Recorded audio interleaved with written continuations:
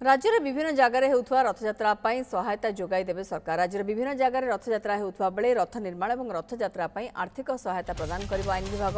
देवोत्तर आयोग अधीन जगन्नाथ मंदिर को रथयात्रा मिल आर्थिक सहायता एवं एने अनेक आवेदन आसी जो मैंने आवेदन करना कथा विचार कर संपर्क में सूचना देते आईन मंत्री पृथ्वीराज हरिचंद। देखो जो जगार रथयात्रा हो प्रमुख रथयात्रा होमें प्रायतः चेष्टा कर समस्त को सहायतार हाथ बढ़ाई सरकार तरफ आईन विभाग गोटे जो आसीस्टान्स कथा थाए से आसीस्टान्स आम से दवाई प्रायतः चेष्टा करुचु एवं जो जगार आमको आसी आवेदन एवं जो जगार आवेदन आसी ना कौ भाव में क्या सहयोग करहब कहीं रथ निर्माण जो पैसा खर्च हुए से अनेक मंदिर से गोटे गोटे बड़ चिंतार विषय थाए तेणुक से दृष्टि को आखि आगे रखी आम चेष्टा करुचु जिते एंडामेंट मंदिर अच्छी जो रथयात्रा होची से समस्त को केमी सहायतार हाथ बढ़ई हम से बाबद आम गुरुत्वर सहित चिंता करुचु और ता बाबद आम सहायता भी दबू।